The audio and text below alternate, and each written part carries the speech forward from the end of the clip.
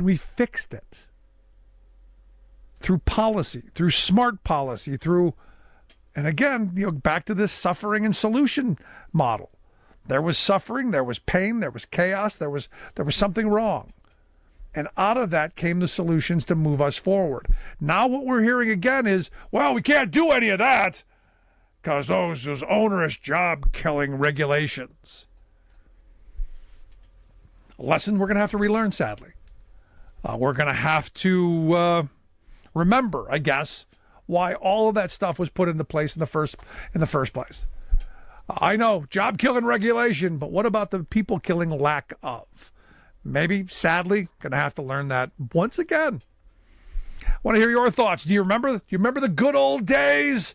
Sucking leaded gasoline fumes out of the tailpipe, the dual tailpipes. You remember that? Yeah. I want to hear it. Rick at thericksmithshow.com. Miss any portion of the program? Grab the podcast. freespeech.org for the video. And as always, thanks for being here. See you back here next time. You've been listening to The Rick Smith Show. Email Rick at rick@thericksmithshow.com. Until next time, this has been The Rick Smith Show, where working people come to talk. AP News. Good morning, I'm Ed Donahue. Today, Hamas released the bodies of 4 Israeli hostages, including a mother, Sherry Bibas, and her 2 children, who have long been feared dead. Sophie Rosenberg was at the border between Israel and Gaza. We hope, but we know that it will not be, they will not come alive. So it's very sad. The militants displayed 4 black coffins on a stage in Gaza, surrounded by banners, including a large one depicting Prime Minister Benjamin Netanyahu as a vampire. Thousands of people, including large numbers of masked and armed militants, looked on as the coffins were loaded onto Red Cross vehicles before being driven to Israeli forces. President Trump says he backs the idea to send some Doge savings to American citizens. Speaking at an investment conference in Miami, the president praised the work of Elon Musk's Department of Government Efficiency and a suggestion for 20% of the savings produced by Doge's cost-cutting efforts go to American citizens, another 20% to go paying down the national debt. Doge has already led to thousands of federal government employees being fired or laid off. On Air Force One, the president was asked about a Doge dividend. I love it. He says this could lead to even more savings. And also would give an incentive for the taxpayer to go out and report things to us where we can save money. This all started with a suggestion on Musk's social media platform. Relations between Ukrainian President Volodymyr Zelensky and President Trump are deteriorating rapidly. Zelensky said Trump was living in a Russian-made disinformation space, and Trump called Zelensky a dictator without elections. The Trump administration will celebrate Black History Month at the White House today, preserving a tradition at the same time that President Trump's executive order ending the federal government's diversity, equity, and inclusion programs has disrupted its observance elsewhere. This is AP News.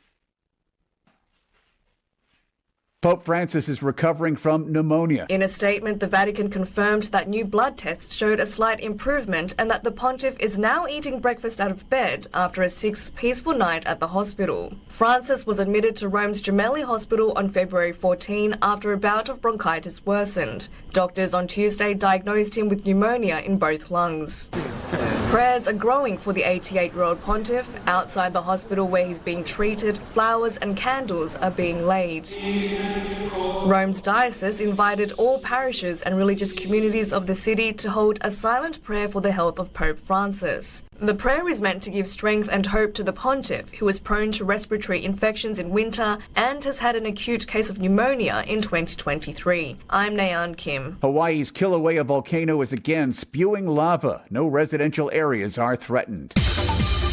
This is 8:20 a.m. WCPT Willow Springs and streaming worldwide at WCPT820.com. We are Chicago's progressive talk, where facts matter. Now your WCPT 820 weather update. From the Weatherology Weather Center, I'm meteorologist Paul Trombley. Cloudy skies with a few peaks of sun today, with daytime highs approaching 24. Winds out of the northwest, 8 to 15 miles per hour. Lows dip down to about 9 above. Tonight, partly cloudy skies. High temperatures reach up to 26. Tomorrow, lots of sunshine. Lots of sunshine and dry. Saturday, clouds on the increase by Sunday. Low 30s Saturday, upper 30s by Sunday. That's your latest Chicago weather update. Currently, it's 7 degrees above zero. You still thinking job change in the new year? Yeah, I need something that's in high demand and more stable in this economy. IT? Yeah, cybersecurity, maybe even AI. That's what I did. Really? How? Went to My Computer Career. You don't need any prior experience, and you could start your new career in a matter of months. A lot of IT pros go to school there, too, to level up. Sweet. Are classes online or on campus? Both. Wow, I'll check it out. Thanks. Make this your year. Take the free career evaluation now at mycomputercareer.edu. Financial aid is available for qualified students. Because facts matter. You are listening to WCPT 820. Welcome to Choose Views with Richard Chew. Get ready to dive into a world of insightful conversations and thought-provoking discussions. As progressives, our job is to have an all-inclusive, full-on assault with all of our players. A show that will focus on moving our political, social, economic, gender, and cultural conversation forward. And all of our players means all of our players. It's Choose Views. And now, here's your host, Richard Chew. Good Thursday morning, progressives, and welcome to the February 20th, 2025 edition of Choose Views, 773-763-9278. Give us a call or send us a text. Facebook Live, TuneIn Radio, YouTube, iHeartRadio, and email me at richard@WCPT820.com.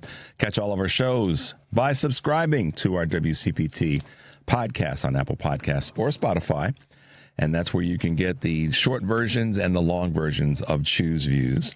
Also, Joan Esposito, live, local, and progressive, driving it home with none other than Patty Vasquez.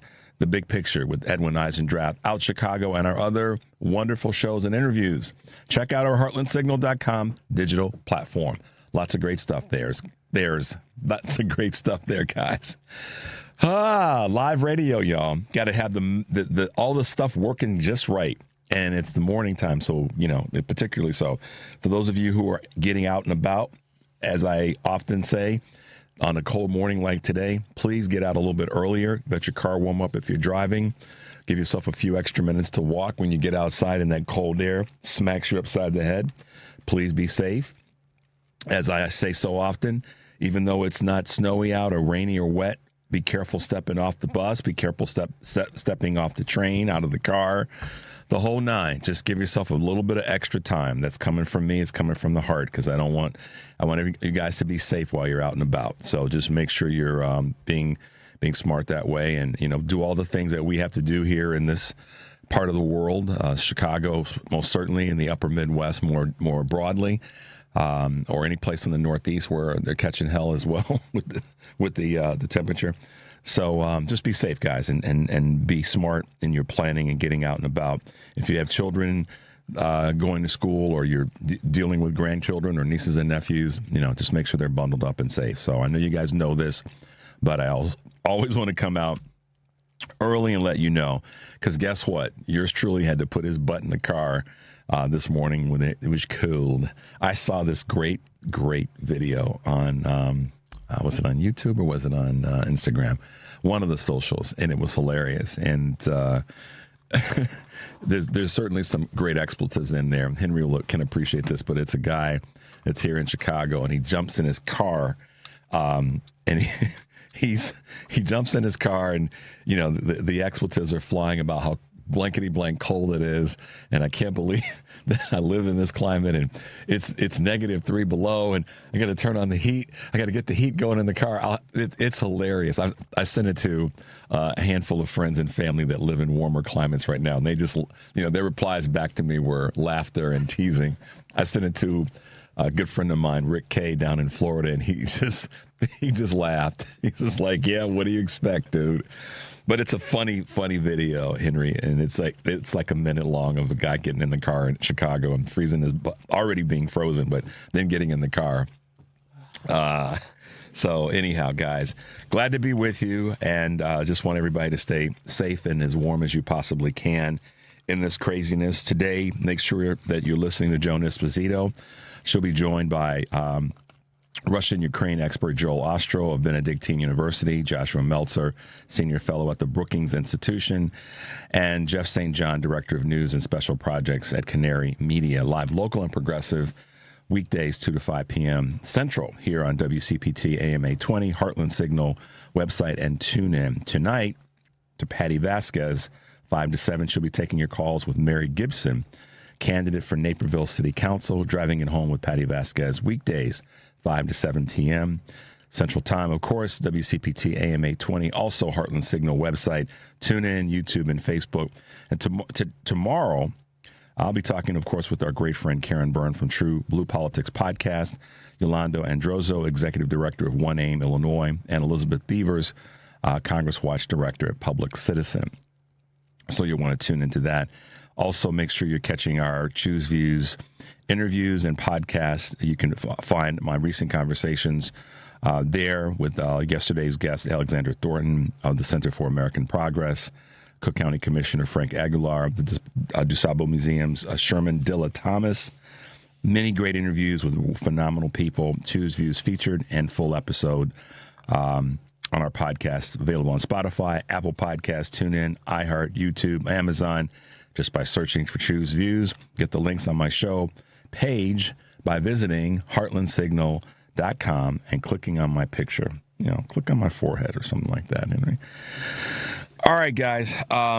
Today's show, we will have with us in the 7 o'clock hour our very own Illinois State Comptroller, Susana Mendoza. I'm looking forward to chatting with her this morning. It's been a while since she and I had a chance to talk, but some great conversation with her and what she means, what her role means right now here in the state of Illinois.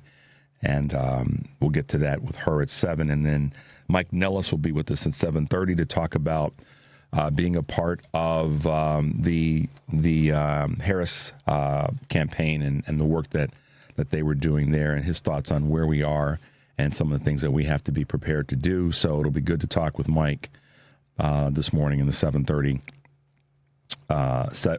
segment. So he's a former senior advisor to Kamala Harris and the founder and CEO of Authentic. It's a Chicago-based political consulting firm. So there you go. That's what the show's going to look a little bit like today. And we have some very interesting clips that hopefully we'll get to, depending on the conversations. Want to hear from you guys as well. But we will keep you moving along. So Joan's going to be talking with folks today about what's happening in Ukraine. And I'm not a Ukraine expert. Don't even try to be. My approach, and she'll be talking with Joel today, Joel Ostro from Benedictine University, about what's happening in Ukraine and the conversation around that and Russia's invasion. My position is this, and I think that my position is as I was saying a moment ago, Henry, kind of based out of common sense and common thinking. Not that that we're all saying the same thing, but that what makes sense in terms of what we say about this war in Ukraine. Ukraine did not invade Russia. Ukraine did not cross the border and go in and try to take Russian stuff. And I'm intentionally breaking this down to bare bones language because I don't want to wade into waters where I'm not an expert or well enough read. I'm read, but not to the point that folks like, I'll throw out an example, former National Security Advisor Condoleezza Rice would be. She calls herself a Russianalist, which is fancy. Talk about elite. To the folks that were throwing shade at me yesterday about elite and Kathy Hochul and Eric Adams. Talk about somebody but she's smart as hell. I mean, her educational background is strong and stout. Don't agree with her politically, met her, blah, blah, blah. Had conversations with her just by virtue of living life. not necessarily in line with her on some of the political decisions that the administration she was a part of made, particularly when it came to the war in Iraq and our invasion of Afghanistan. But I can't take away from the fact that the woman is a concert-level pianist and a doctor, has a PhD. She's a smart, educated person. But it's voices like that that need to be stepping up right now and saying to Donald Trump, this approach is not the right approach. If for nothing else, Henry, in the common sense space, you don't get to say you don't get to represent mistruths just because you want to be politically in the pocket of your puppeteer. Other words, Donald Trump, don't lie. Russia invaded Ukraine. Ukraine did not invade Russia. And even if we go back to 2014 and look at the situation with Crimea, come on now. Republicans, grab your you know what, and that's not necessarily just meant to be gender based. Grab your collars. Let's put it that way, so nobody gets offended. Republicans, grab your collars. You all know that Ukraine did not invade Russia, so don't let the president pimp you out and let that lie be out there. Call him on that. I mean, Mike Pence, I don't know if you saw this or not, Henry. You saw that? Yeah. Even Mike Pence, who was sitting at the table when this, Mike Pence knows that Ukraine did not invade Russia. At least I give Mike Pence his propers for that.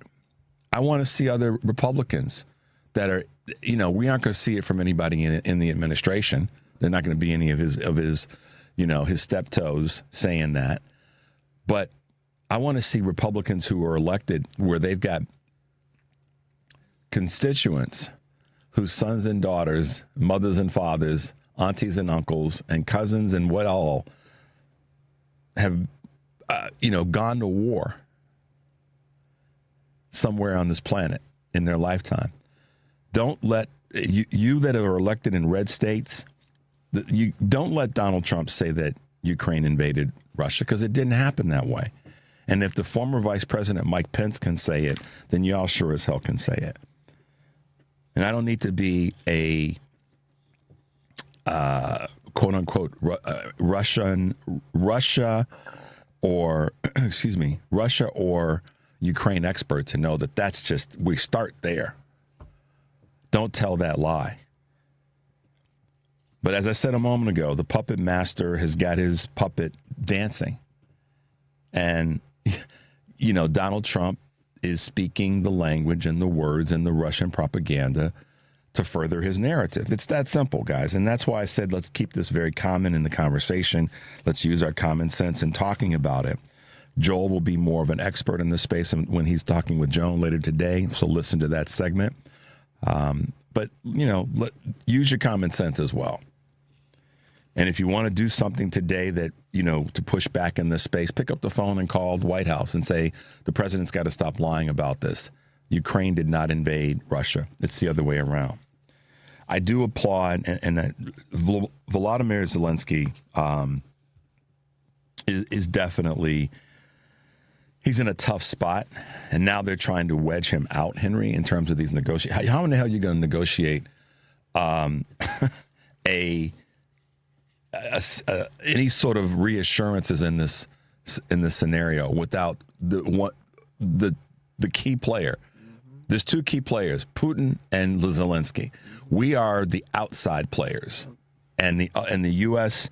dignitaries, if you want to call them that, the Marco Rubios and the other folks sitting around the table at this meeting in Saudi Arabia. Those are the peripheral folks. The key people that have to be at the table are Zelensky and Putin, and frankly, not even us. We're the support to this process. And again, guys, I'm not trying to be a Russia-Ukraine expert or Ukraine-Russian expert.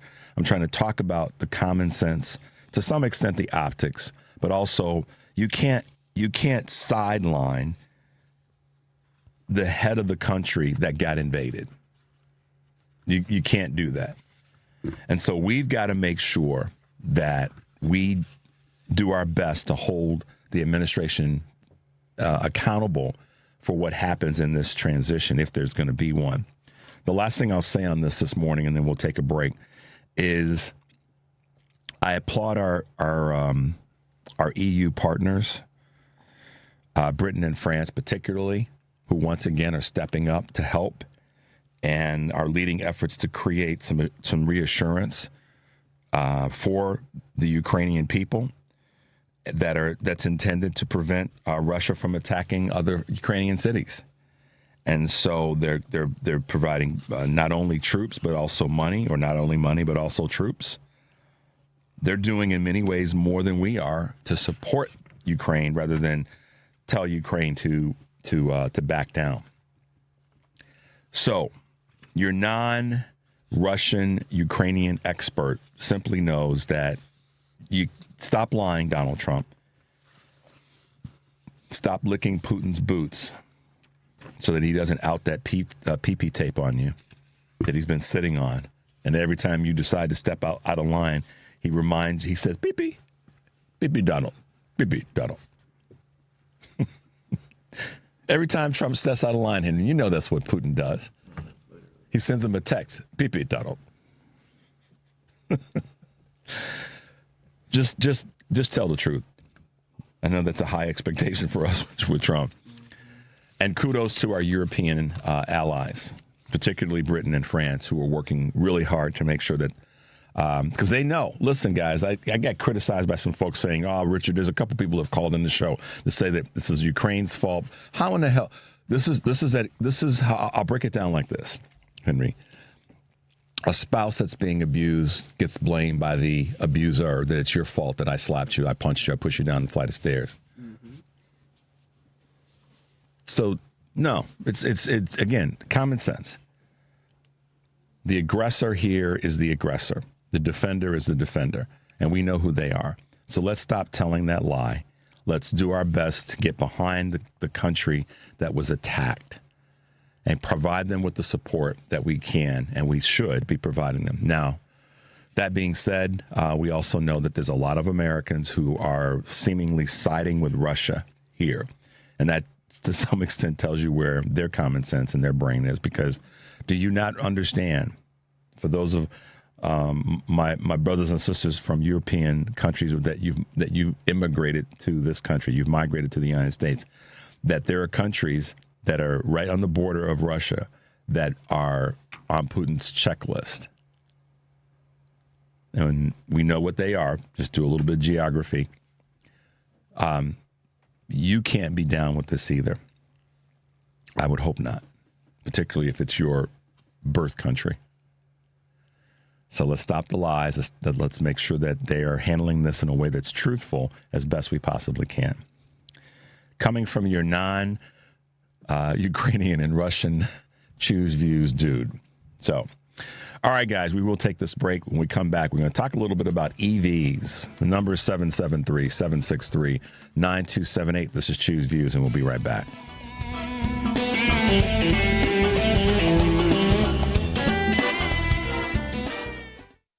Join me and WCPT Radio at the Southland Friends of Labor 16th Annual Jobs Breakfast, Monday, February 24th. We will be in Joliet at IBEW Local 176. This special union event is free to all active and retired union members and all WCPT listeners. Come and enjoy a great breakfast and WCPT's special broadcast with me. Guests being interviewed include Andy Rico, Business Manager, IBEW Local 176, Bob Howard, President of the Chicago and Western Lakesport Council, and Stephen Powell, President of Local 881 UFCW. Doors open at 7:30. If you want to attend, please call or text 708-996-1291 and leave a voicemail to save a seat. Free to all WCPT listeners and active and retired union members. See you on the 24th. Because facts matter. You are listening to WCPT 820. It's Chew's View with Richard Chew on WCPT 820, where facts matter. Hey guys, welcome back to Chew's Views. I was waiting to see who was going to be the first person that would come after me this morning. That's a heavy word. That would have something to say about my commentary with regard to Russia and Ukraine and the Iraq War. And I'll just leave it there. A comment that said that, still blaming people for the Iraq War. We know why we went to war. We, in large measure, is because we were going after the people that quote unquote attacked us in 9/11. We get that, broadly speaking. But the manner in which we went about it cost so many lives and so much treasure, if you will. That's a fact. But I understand when I'm getting commentary. I've gotten better at understanding when I'm getting commentary, Henry, from a person that's a troll that wants to engage me in a conversation and have this sort of keyboard battle, which I refuse to do. So I appreciate the comments, and I'm glad that there's people out there that are listening that want to dive into a fight. But do your research first. That being said, I said I was going to talk a little bit about EVs, and I want to shift to talk about some of the most recent policy craziness. Okay. So someone said to me, I made this comment a few weeks ago, and someone said to me in an email, so Richard, what do we do? What was the comment? I made a comment saying, you may have to transition some of your financial holdings, your choices of purchase. And we know that next week, is it Friday, the 28th, Henry, that there's going to be this economic blackout where people aren't going to be buying things. And there's a lot of talk about that on social media. So I made this comment a couple of weeks ago, and someone said, okay, well, give us some suggestions. And what was my comment? My comment was, we can use our economic power to do things to affect organizations that are not doing the things that we want them to do. And we've seen this when it comes most recently in talking about diversity, equity, and inclusion, and how some businesses have, sort of in the middle of the night slinkily walked away from it, and others have broadly said, we're sticking to our guns. Costco being one of the top companies in that space. And so I said, one of the things that you can do is if you're looking, if you want to do something that's going to benefit the society in terms of the environment, you want to be a person that purchases an EV car, et cetera, et cetera. That's your business. Buy an EV, buy a hybrid, buy whatever you buy. But I was looking at this from the standpoint of the people that are now even more frustrated with Tesla specifically and Elon Musk in terms of what to do. And there are other manufacturers of electronic vehicles. And there's a large range of manufacturers. Some of them are domestic, some of them are imports. Whatever that be, whatever your flavor is, there are a number that are out there if you wanted to still purchase an EV but not purchase a Tesla. And I'm of that mindset. I got nothing to do with Tesla. Don't need to, and listen, there can be the thought process that's a two-sided sword. There's companies that may not be doing what you want them to do socially, economically, for the environment and all the rest. And boycotting them could be your way of dealing with those companies. So I know that if I make the comment, don't buy a Tesla because of your dislike for the company, someone could say, well, there's another company that I dislike that manufactures electronic vehicles, and I don't want to do business with them either. I get that.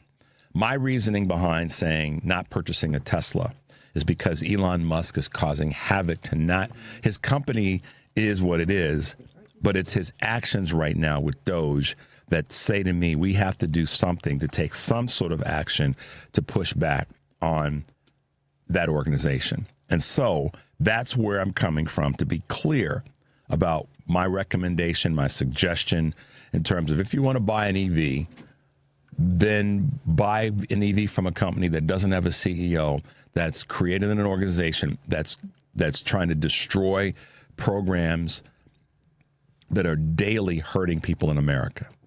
So I can make that determination and that differentiation by saying it's because of that. It's because it's like, yesterday, Henry, I rightfully so, got some people that said, hey, a white woman taking down a black man with regard to Governor Hochul and Mayor Adams. No, it's about him bending the knee, and with regards to the deal that he cut with the administration when it comes to deportation. That if she finds that there's more than just smoke there, and she's in her right to do what she's got to do because of what he decided to do in terms of bending the knee, then she should go forward with that.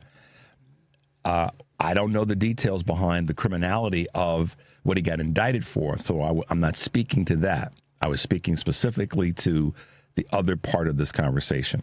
Now, in the same vein about electric vehicles, Tesla may be a phenomenal car, but the person that is the head of that organization is causing havoc on people's lives.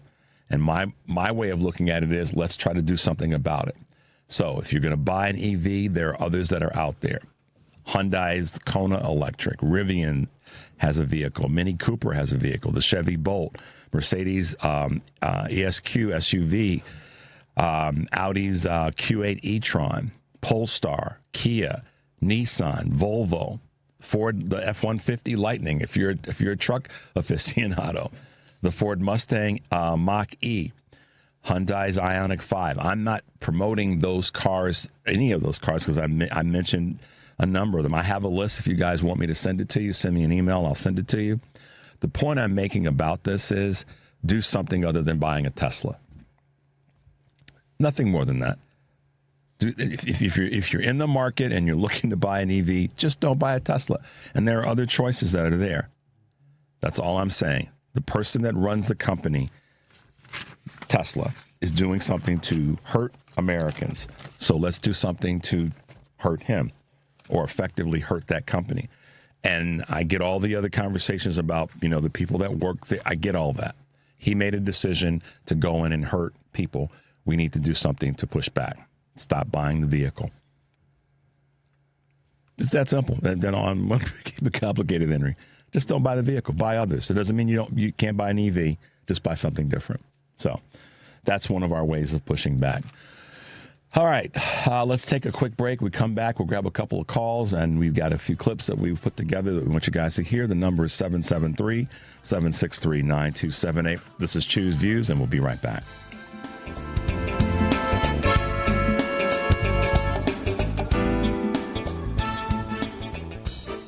Mornings can start feeling the same. Wake up, brush teeth, go to work. But with breakfast from Wendy's, it's like, wake up, brush teeth, Baconate with a breakfast Baconator. Roll with the sausage breakfast burrito. Buddy it up with a honey buddy. Or get seasoned with seasoned potatoes. And then go to work. Sorry. When you're ready for a fresh wake-up call, gotta be Wendy's. At participating U.S. Wendy's during breakfast hours. You're listening to WCPT 820. Here's the latest Chicago weather update.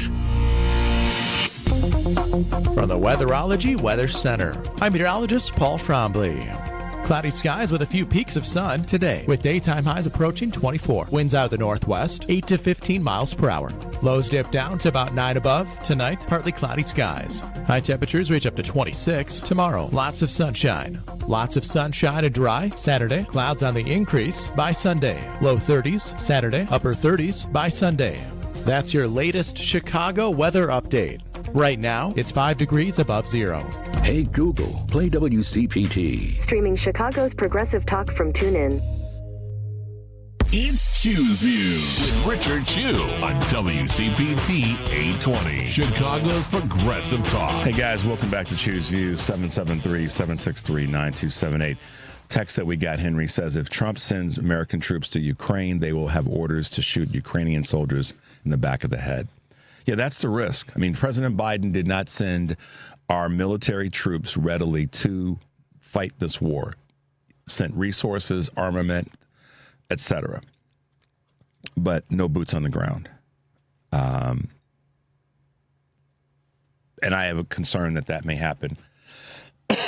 But we'll see where that goes. The other thing I wanted to talk about is this latest information about Trump posting yesterday this executive order that he has the power, along with the DOJ, to determine what is law and lawful, and how we interpret laws that are written.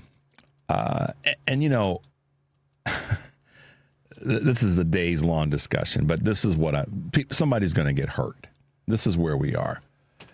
And I'm not calling for any, so let me be perfectly clear, since we're on live radio and streaming, I am not calling for any of that. My concern is that with this craziness, that someone is going to get hurt. These are executive orders that are federal in their nature. So Donald Trump, let's not get it twisted, can't come into the state of Illinois and use an executive order to do something in the state of Illinois, okay, or into a different state. He's trying to go into New York now to offset this congestion tax and fee, saying that it's unconstitutional. But that's a state law, state provision, city provision more specifically. Donald Trump doesn't have any purview there. So the part of this that we have to pay attention to is if they try to come into communities to administer laws within those communities. You know, let's be honest. If a president comes to a city and breaks a law, he can be arrested by, the literal law, it won't happen. He can be arrested by local authorities. He's not above the law in terms of what action or any of the people of his administration. This is what we have to remember.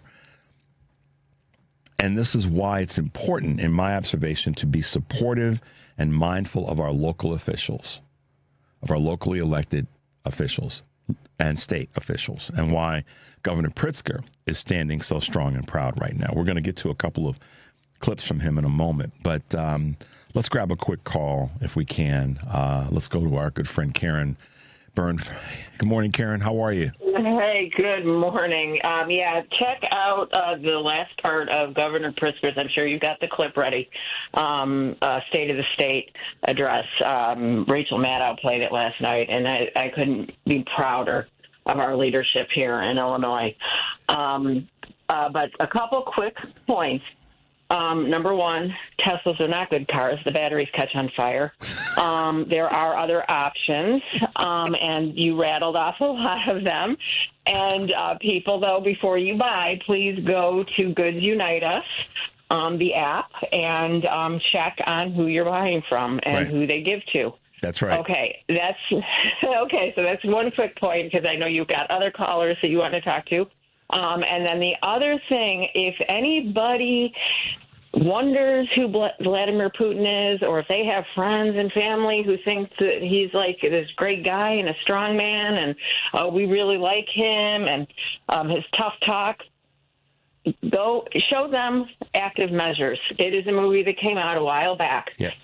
Vladimir Putin's sole purpose in life and in his political career, he is ex-KGB, is to reassemble the Soviet Union. He will not stop with Ukraine. He will go through Poland and every other country that was once a part of the Soviet Union, and maybe even further. So people need to be very clear about it. So if you know people that think that this guy is okay, show them that movie. Yeah. Anyway, love you. Have a great day. Thanks, Karen. Appreciate your call. All right. Bye-bye. All right. Bye-bye. So, guys, take to heart what Karen said about the purchases, and that's what we mean when we say, yes, there are other companies out there, and they may be not fully in alignment with what you believe, and that's our responsibility as consumers. It's always been that way, but particularly where we are today. And again, let me be clear again. The reason that I'm saying don't buy a Tesla, I'm being very specific in this space. It's because, and whether you think the car is a good car or not a good car, the battery, to Karen's point, all of that, ultimately my point, the reason that I take the position that I take with this is that the leader of the company is doing destructive things to hurt Americans consciously. in our business.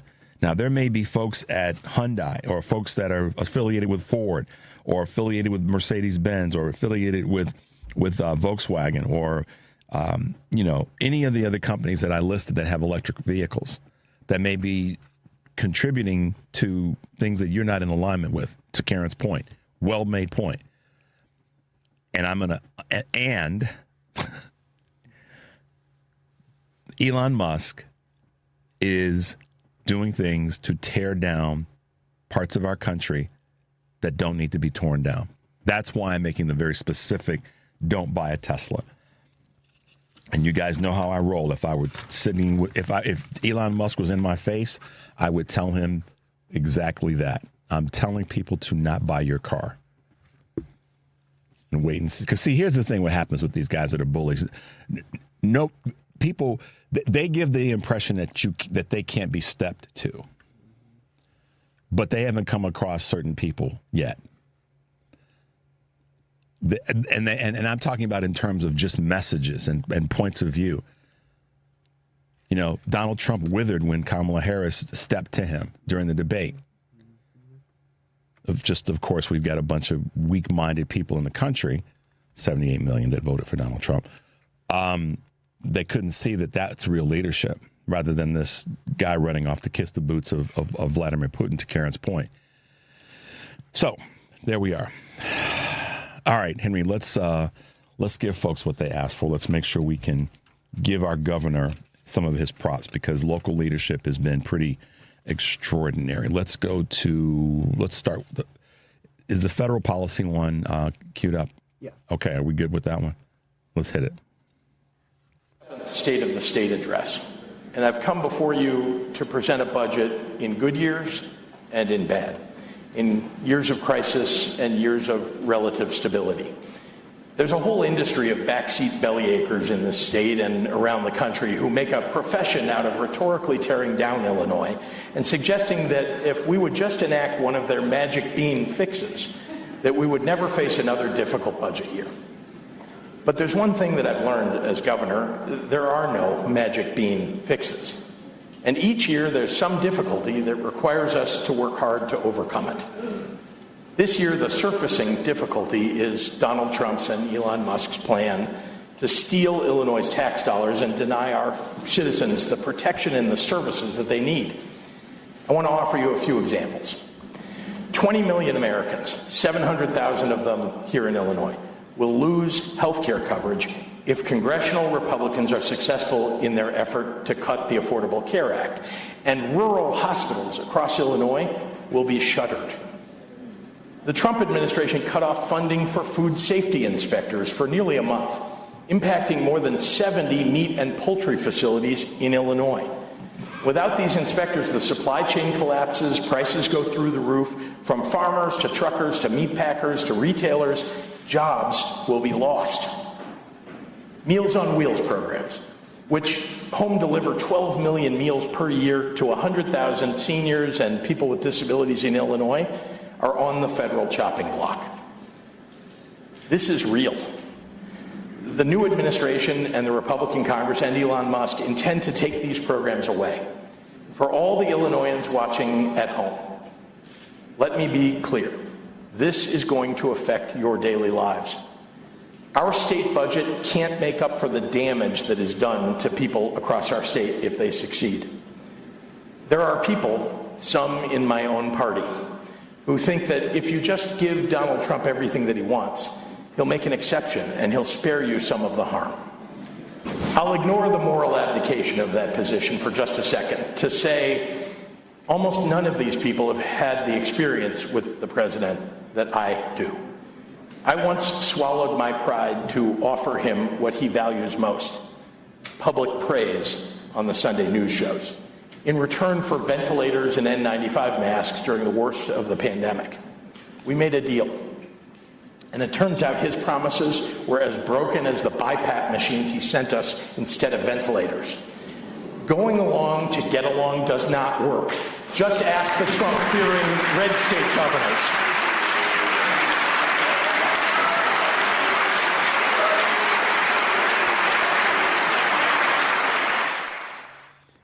So you heard it. I'll send it to you if you haven't already. That's leadership, y'all. And listen, when someone tells you, this is what I love about what our governor said. When he said, I once swallowed my pride to try to afford some sort of favorability to get something that we needed in our state, and then he still screwed us. Y'all know what the governor did behind that? Who knows what the governor did?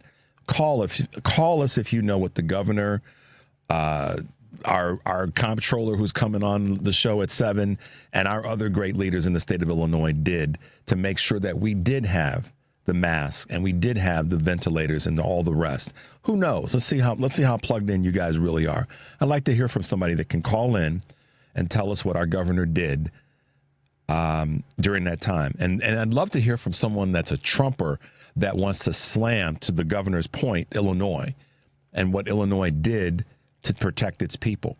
Governor J.B. Pritzker is standing head and shoulders above every damn Democrat in the country right now when it comes to leadership during this crazy, perilous, fearful time.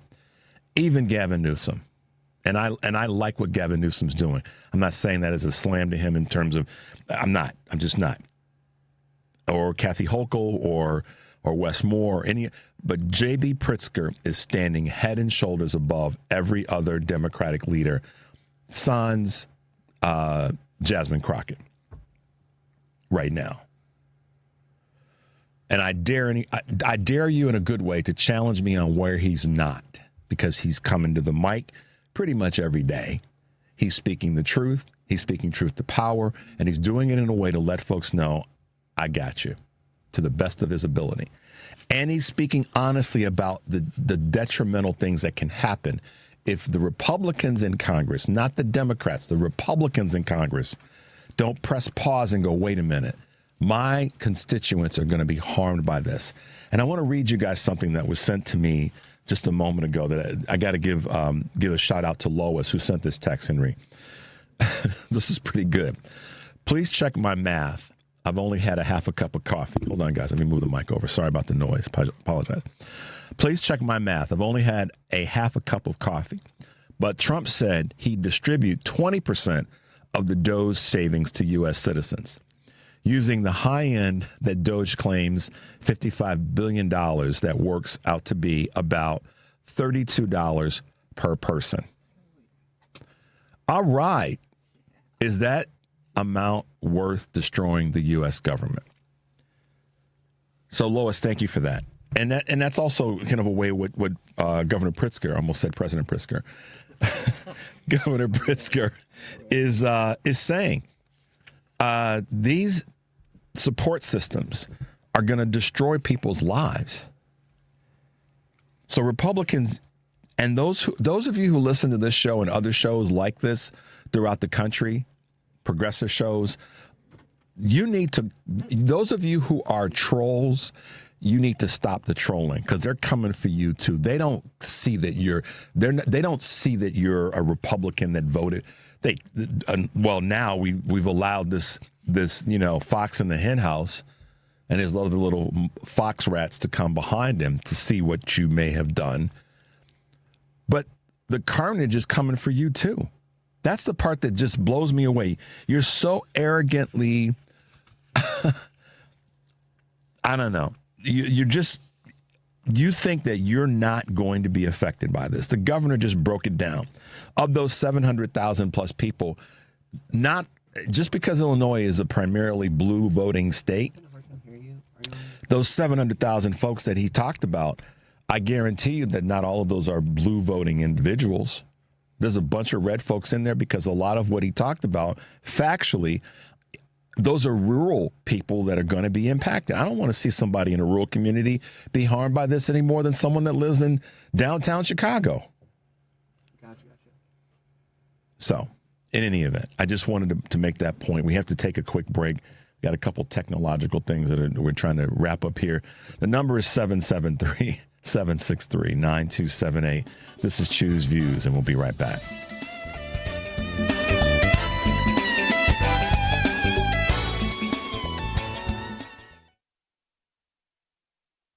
If you turned 65 recently like me, It's important you find a Medicare Advantage plan that gives you the coverage you're looking for. But finding one can be difficult. The best thing I did, and I suggest you do the same, is call a licensed insurance agent and let them walk you through your Medicare Advantage plan options.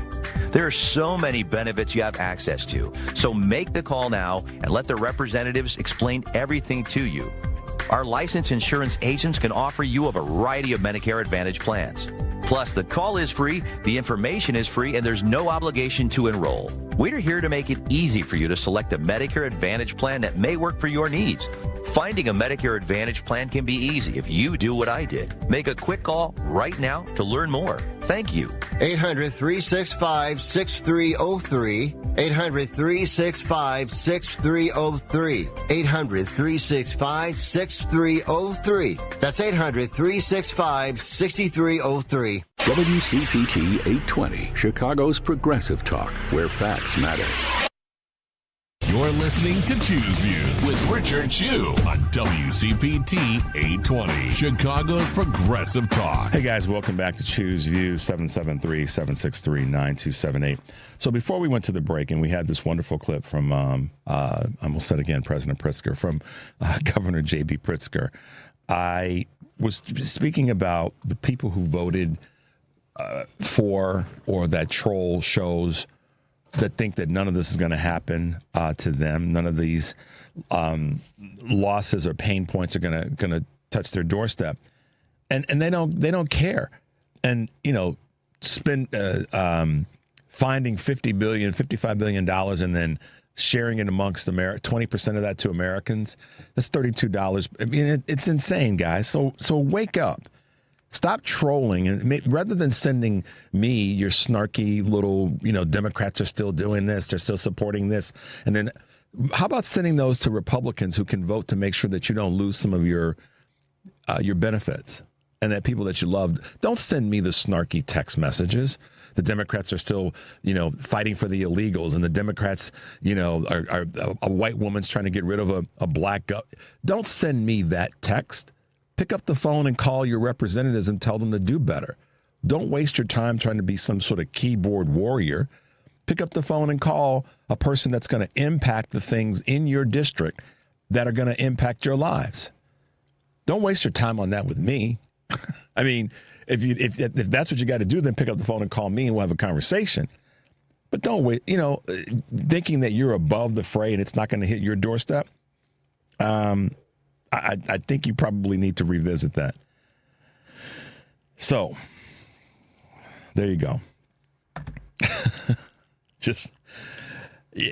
Listen, guys, I know that many times I can certainly strike a tone that sounds like I'm being elite. No, I'm not. I'm just making sure you hear what message I think is important. I'm not going to say that you need to hear, because that might sound elitist to some people who want to say, oh, Richard's being an elite. No, it's the messaging that I believe will be helpful and good for you.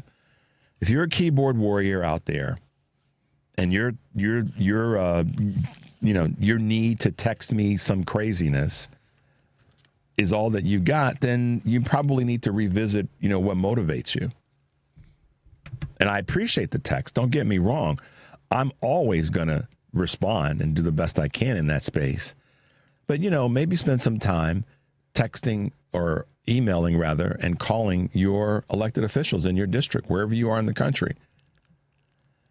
And to that point, I want to come back to something that the governor talked about in that clip in terms of people being impacted in the state of Illinois. Maybe you didn't catch the part where he talked about Republican governors who've bent the knee, and now their citizens are being negatively impacted by this. That is precisely what they have done, Republican governors in different states. They've bent the knee. They are not pushing back. Name me a Republican governor. Name me one Republican governor that has stood up and said, this is wrong for our state. Hell, Mike Pence had enough guts to say something about the fact that Russia invaded Ukraine, not the other way around. But name me a Republican governor that has stepped up and said, no, this is not good for the citizens of our state. That's why Governor Pritzker said what he said about Republican governors feeling the pain for having bent the knee. Governor Newsom is stepping up. Governor Wes Moore is stepping up. These are Democratic governors in blue states. Governor Hochul is stepping up. Governor Whitmer is stepping up. Governor Walz is stepping up. These are blue governors that are stepping up for the people that elected them and those that didn't vote for them in their respective states. And they're also stepping up for citizens in other states. That's why I tell people so many times, and I say this so often, stop trying to trash the imperfections of the leaders in your state and try to find ways to help them do a better job, which is one of the things I'm going to talk to Comptroller Mendoza in a few minutes about. But stop trashing them. Find ways to help them. And rather than being a keyboard warrior, getting upset with people online, how about spending some time calling your elected officials and saying, we need you to do better. That, because the same guy, Henry, the same dude that said that he was going to fix inflation and fix the price of eggs and all the other things that they threw out, groceries. Nobody's talking about groceries. The same dude that said that is now walking away from all the gibberish about inflation. That same dude. Did you all see the interview that he did on Hannity? All those insane promises. Walking away from them now. Saying that grocery prices have skyrocketed. When I win, I will immediately bring prices down. Well, they're not. Here's the crazy thing for all the MAGA hats out there. Not only have they not gone down, they've actually gone up. Okay? So stop keyboard worrying, as I make up a word, keyboard whining to me, and spend some time not whining, but keyboarding to the people who can make a difference in your districts. And that's whether you're in a blue district or a red district. That's what you should be spending your time on. Do we have time to fit in the second? Okay, before we go to break. So Henry and I put together another powerful clip from our governor, J.B. Pritzker. I swore the following oath on Abraham Lincoln's Bible. I do solemnly swear that I will support the Constitution of the United States and the Constitution of the State of Illinois, and that I will faithfully discharge the duties of the office of governor according to the best of my ability. My oath is to the Constitution of our state and of our country. We don't have kings in America, and I don't intend to bend the knee to one.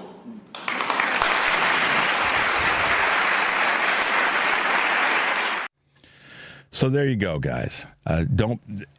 He doesn't intend, and neither do I, to bend down to any of those who are saying we need to just go along and just get along.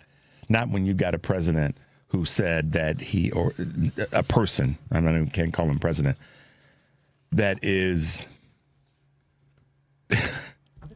the lies just keep coming. Now, the biggest lie that he just told was the one that so many people voted for, is that I'm going to fix prices and inflation immediately. Bring prices down immediately. Hasn't happened. Hasn't happened. And so, that's why you got to be more, again, don't keyboard warrior me. Go after the people who are not getting things done in the Republican Party. And, I'm just saying that's the position that you guys should want to take. But we welcome your text messages and we welcome your calls. So, Henry, we're coming to the top of the hour, and we want to be on time for our guest at 7. So let's take a quick break, guys. The number, of course, is 773-763-9278. This is Choose Views, and we'll be right back.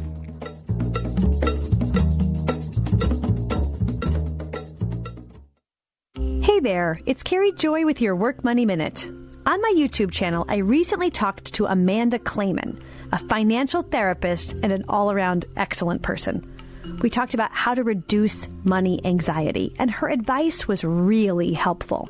She said, unless we have a time to do money, we don't have a time to not do money. Meaning, if we set aside some time to think about and manage our money, it lets our brain stop worrying about money all the time.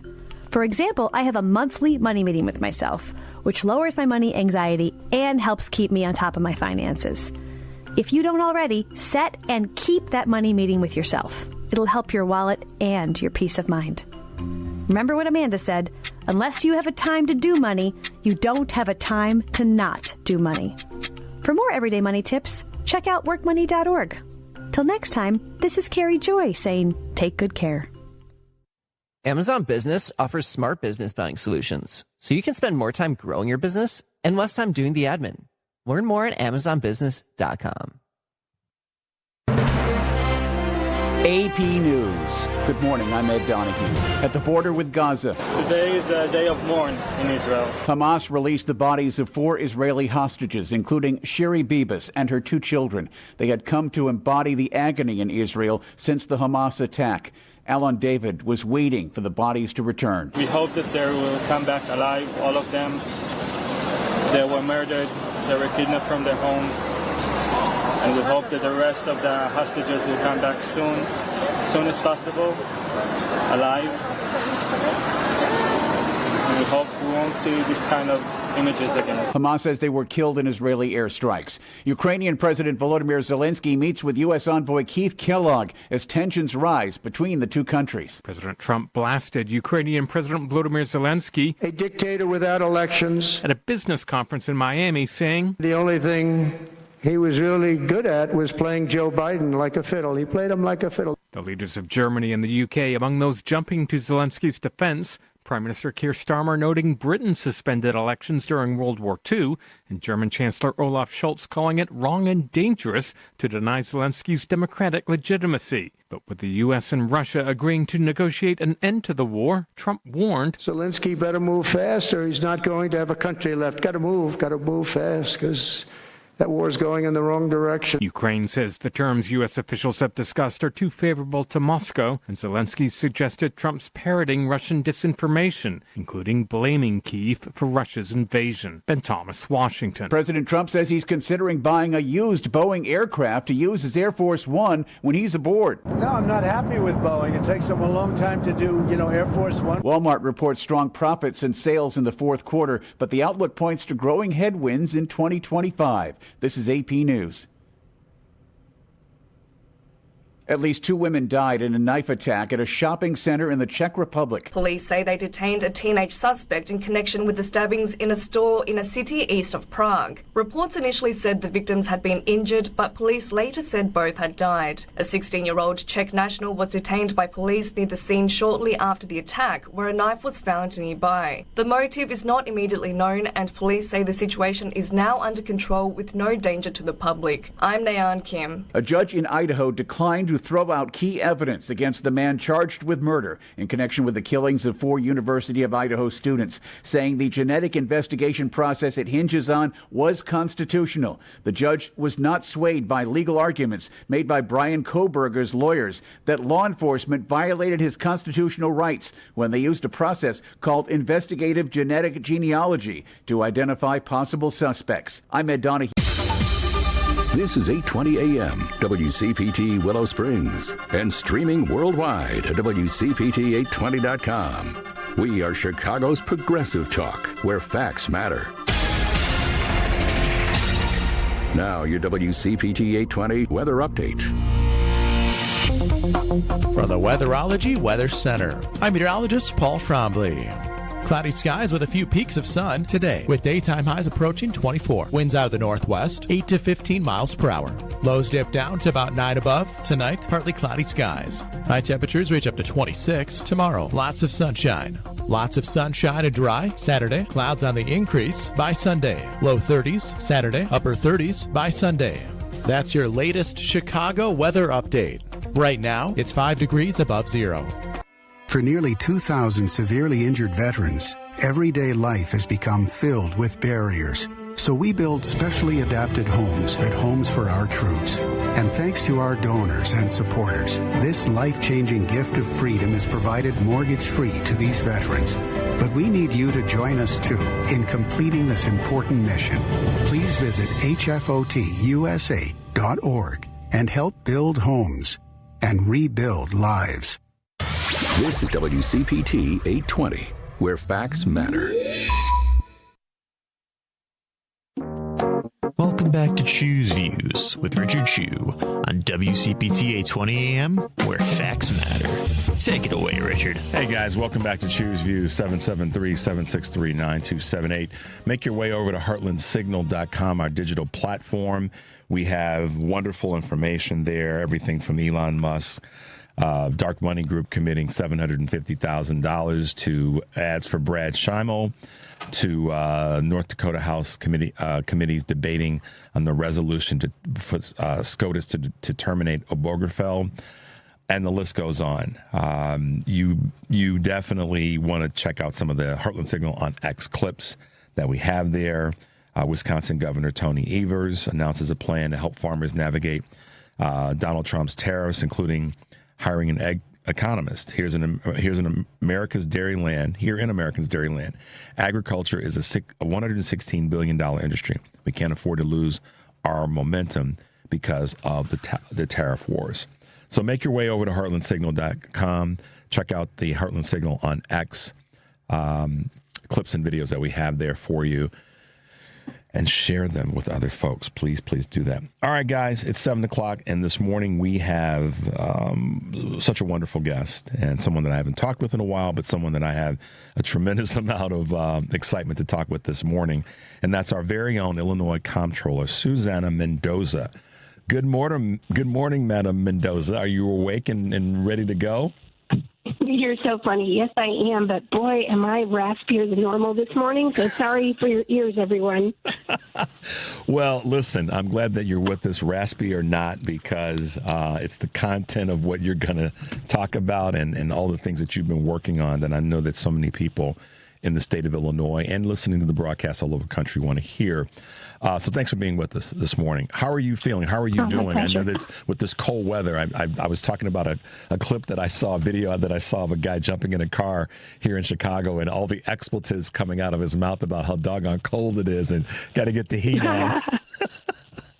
Yeah, I know. It's so cold. I'm in Springfield. It's maybe like 2 degrees warmer. So, no, it's still freezing. I mean, it's actually worse than freezing, right? But we shall survive. That's part of being a Chicagoan or an Illinoisan. And an upper Midwesterner. So let's have a civics lesson. I think that one of the things that when someone hears a title like Illinois Comptroller, that probably, drives a lot of different thinking, and people don't really know.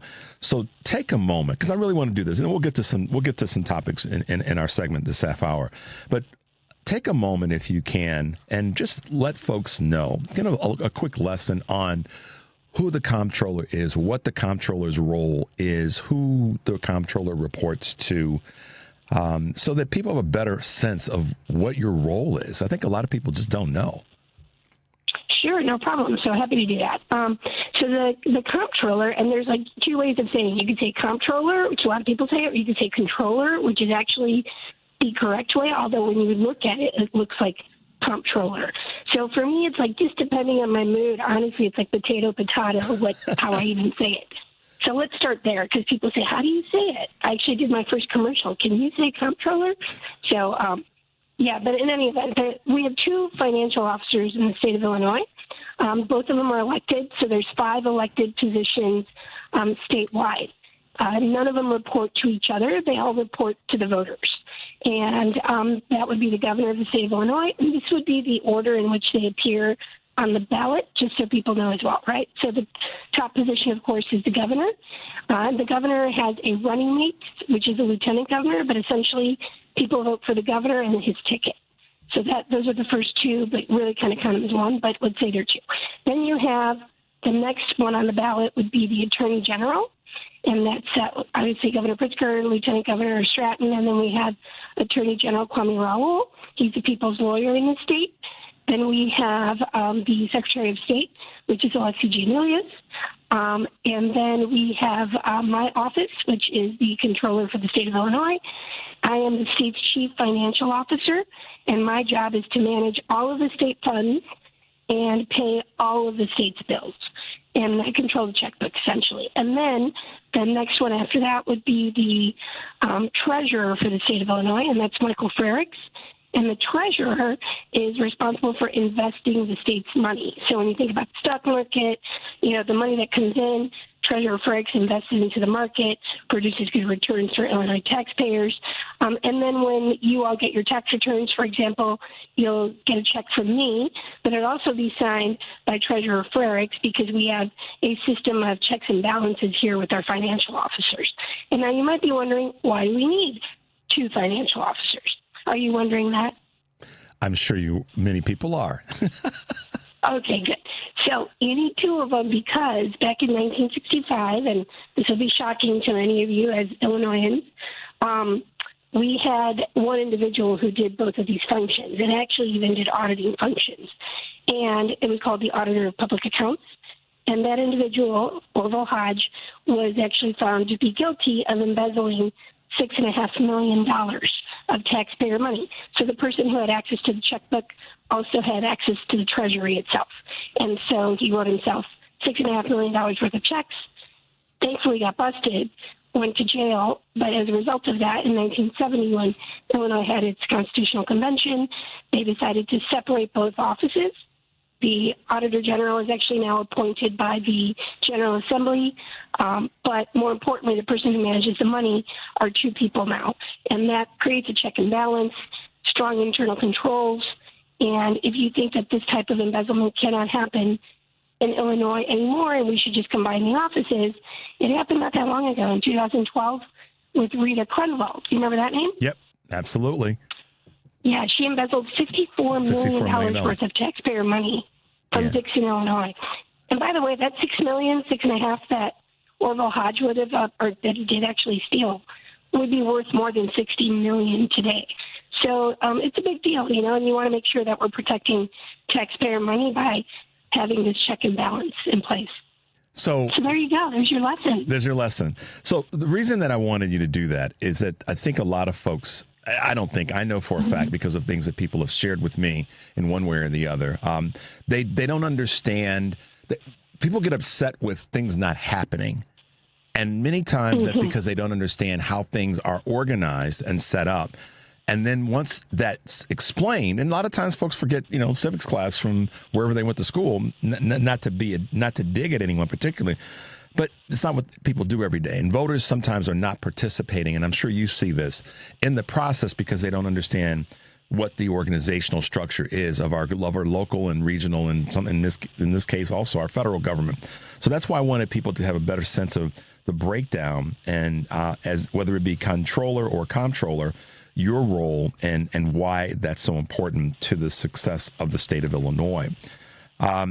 Let's talk a little bit about some of the federal impacts. And we played a clip earlier from Governor Pritzker talking about how our state of Illinois will be impacted by the lack of movement by Republicans in the House of Representatives when it comes to cutting certain federal dollars, starting with the Affordable Care Act. Where are you? How are you looking at this as it relates to federal freezes and what it will do to the state of Illinois?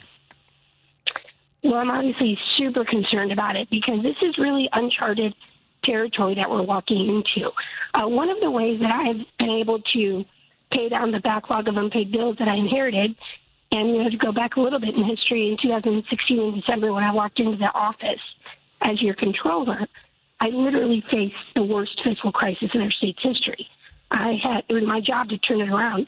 And I walked into a $16.7 billion backlog of unpaid bills, 20 years worth of downgrades. We had nothing but credit downgrades in those 20 years before I took office. The oldest, not even oldest, just go for the average delay in paying our bills back then was 210 business days. That's 9.5 months in real people time. And so we were essentially turning all these businesses into unwilling lenders to the state of Illinois. and they were hanging on for dear life. Many of them weren't able to make it, they didn't survive, and they had to close their businesses.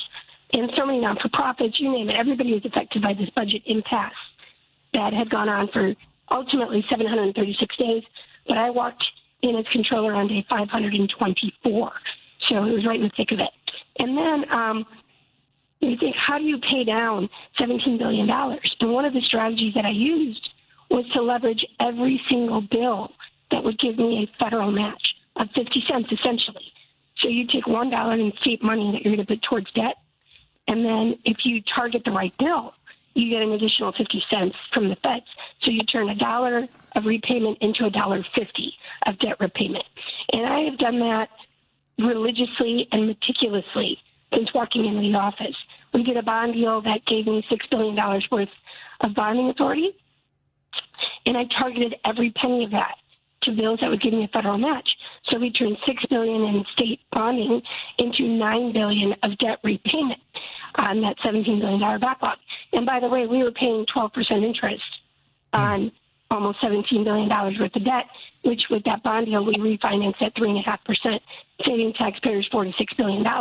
But the point here is federal funds. You keep hearing federal funds. And those federal funds are critical to being able to stretch the value of every Illinois dollar and be able to do things like pay for health care for the most vulnerable in our state. Federal funds touch so many different aspects of life, not just in Illinois, but across the nation. Veterans care, education, health care, law enforcement, you name it. So, yeah, Richard, this is very concerning because we have a new administration who just thinks that they're going to go in and drop a nuke on the entire funding system without really being meticulous about where can they, in fact, trim that most people would say, yeah, that's a good idea, versus let's just, slash and burn it all.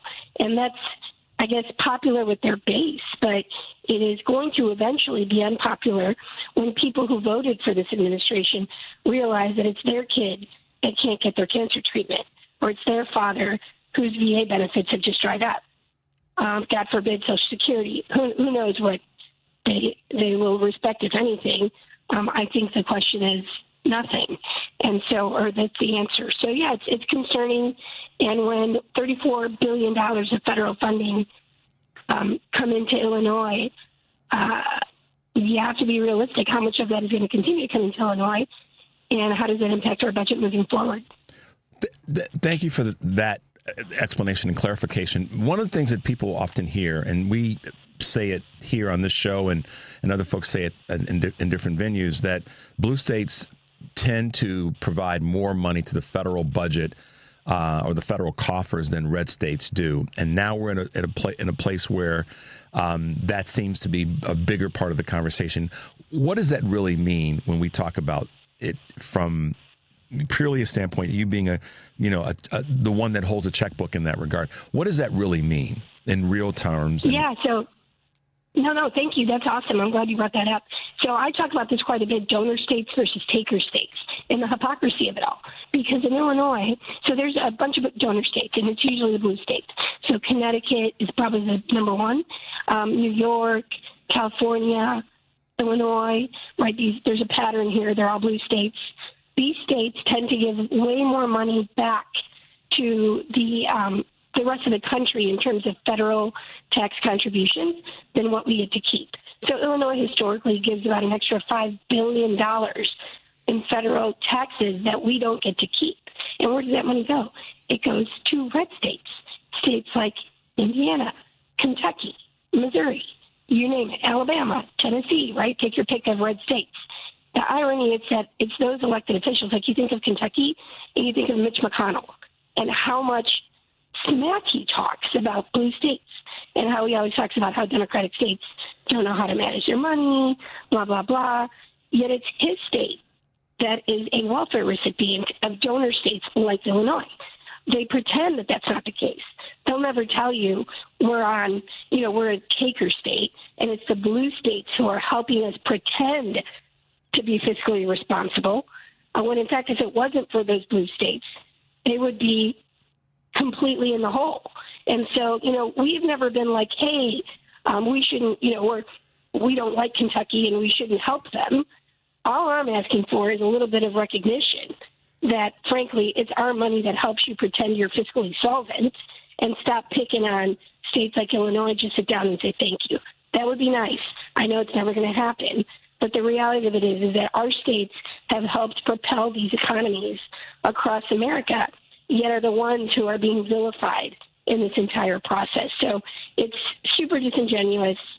The math is the math, and the math has not worked for blue states for many, many years since Congress set up this formula of these wealthier states having to essentially donate to prop up the rest of America, and the rest of America in this case being red states.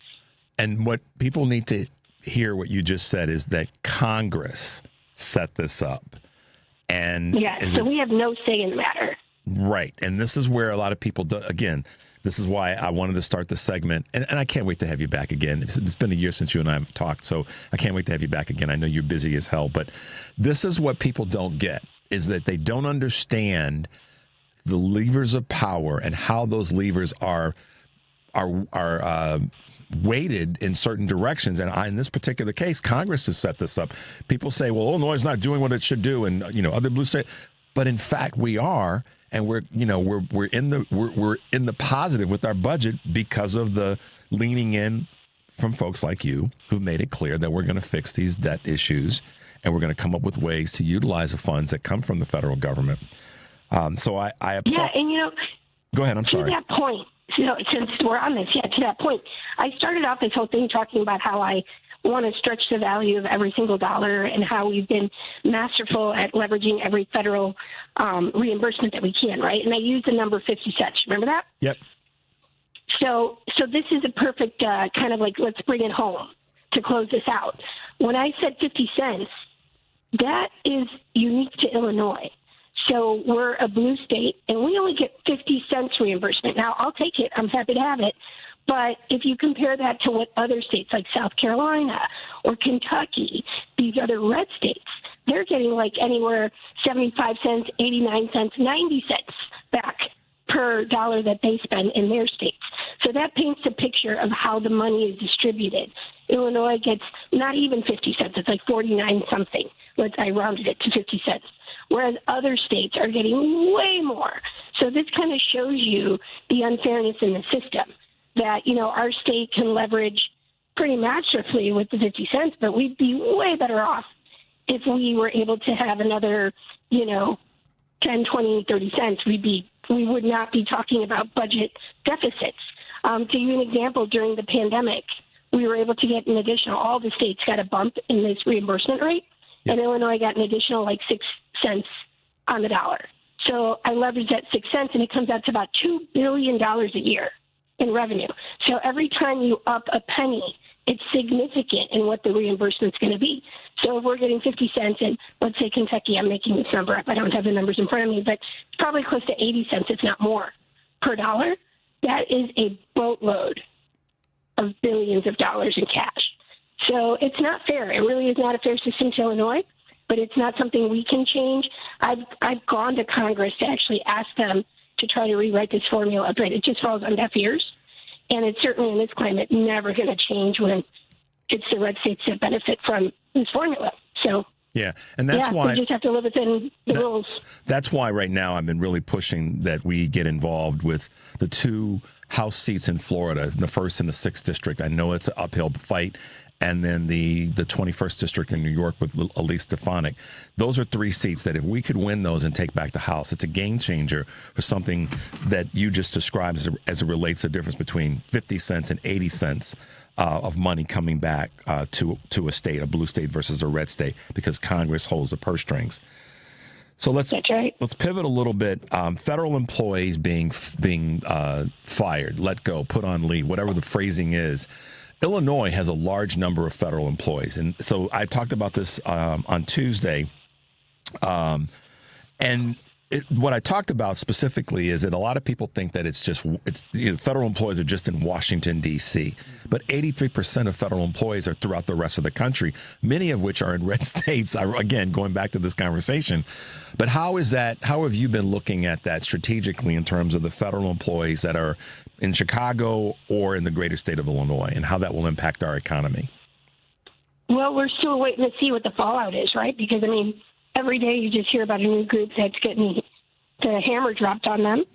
And the crazy part about it is, besides the fact that we're going to have like a significant new portion of people unemployed, right, which is the obvious, you also just are wondering how is this going to impact services across our country and here in Illinois. You think about there's the obvious, like things like Social Security or Medicaid or veterans care, like those things that people would go seek help from the federal government, passport services. Like, just think of all the different things that we probably don't think about day to day. Is that a federal job or is that a state job, right? So people are going to begin to feel the pinch once office hours get closed. There's not enough staff to take care of the day-to-day things that we just assume and take for granted. We're going to start to see that over time. But I do think that the issue is going to be, where does this cause danger, right? When you think about, like, the air traffic control, that's a perfect example, right? I feel like every day we're reading about some new crash that happened. And my fear is it's just going to become like, well, whatever, this is just how it is. But we're also going to see stuff happening at the hospital levels, right? If we're not reimbursing people for care, we're going to be losing physicians as well. Yeah. We're going to be losing support staff. I mean, it's really going to become a situation where people's lives are going to be put in jeopardy. And then think about what they did here the other day, where they let go a whole bunch of people because they're just, like I said, dropping little nukes everywhere. And I'm using that analogy because they literally did it in the nuclear industry, right? And so they fire a whole bunch of people, and then they realize, oh, hold on, we need these people. But not only did they fire them, they erased their entire profiles from the system. So then they couldn't even track them down. Like, the level of incompetence is pretty staggering. So you've got a whole bunch of 19-year-olds that just feel like empowered, and they're doing actually pretty stupid stuff. And so we'll see what the ramifications of that are. But it's a little scary if you think about it. Well, it is, and I wanted to have you talk about that because you speak about it from a financial perspective and knowing what the numbers are and how that's going to impact us. So thank you for shedding some light on it from that perspective as well. Locally, you've been, as usual, and this is one of the things that I love and respect about you, in terms of local politics, state and city of Chicago and Cook County, and the mayor's borrowing plan got delayed. The $830 million borrowing plan, I can't even say the word, borrowing plan was delayed, and you had to vote no. And I'm curious from a financial standpoint where and how you landed there. Well, I wish I would have gotten a vote no. Unfortunately, this thing is not completely dead yet. It should be. I'm very, very much opposed to this bond deal, principally because of how it's structured. I mean, number one, City of Chicago has shown absolute negligence in managing their funds under this administration. That's a sad reality, but it's a reality that honestly is impossible to contest. It's just a fact. Having said that, they've not listened to a single bit of advice that the credit rating agencies have offered up through their typical smoke signals. I mean, they don't just tell you, do this and you'll get an upgrade, but essentially they make it very clear what not to do so that you don't get a downgrade. And this administration, once again, has pretty much done the opposite of what any rational person would do with even a semblance of a little bit of financial know-how. They're doing the opposite. And so just recently they were downgraded to just one notch above junk bond status. And then the very next day, not even 24 hours later, introduce or file a request for an additional $830 million in bonding authorization, which is borrowing authorization, which again is a massive no-no, especially right after getting downgraded. So you get a downgrade, you should do everything within your power to turn that around. but instead you're like doubling down on the dysfunction. So I've never seen anything like this in my life, but here we are. And so, of course, we start looking at the details of this bond deal, which in and of itself, it was really, really stupid to ask for this authority the day after being downgraded.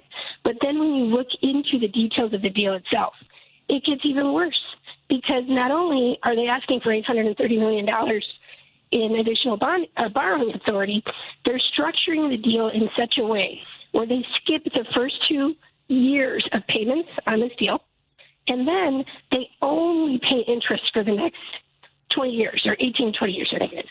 So it's all interest. It's like you go on a shopping spree with your credit card and you're only paying the interest for the next 20 years. I've never seen anything like this. It's a terrible, terrible deal, and it's going to end up costing upwards of $2 billion, not to us, not to this mayor, but to your kids, anyone listening, your kids and your grandkids are going to be saddled with this debt. The parking meter fiasco, which we all understand, that brought in about $1.5 billion total to the city of Chicago in revenue. This is going to cost Chicagoans over $2 billion. And for what? It is terrible. They should kill it. And I don't know why the city council continues to empower these really, really dumb ideas. So talk about, I mean, I'm an action. Let's determine what the issue is, what the problem is. Okay, let's come up with the plan. Let's see the end, and now let's come up with the action plan and solutions to get things done. You are, and this is one of the things that I said to you last year, you are a take action person, but with rational thinking and a plan. You've succeeded with the state's budget and making sure that we got things cleaned up.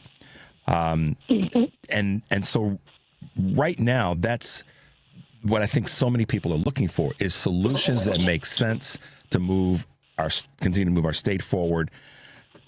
What are your wish list items is probably the way I want to phrase this, in terms of what you want to see the state continue to do. And of course, as the city goes, the state goes, and as the state goes, the city goes, of Chicago. What do you want to see? What's your wish list right now that says these are the things that we can do, that we should act on, that voters can get behind and say, yes, that's the right way to go about solving some of these issues?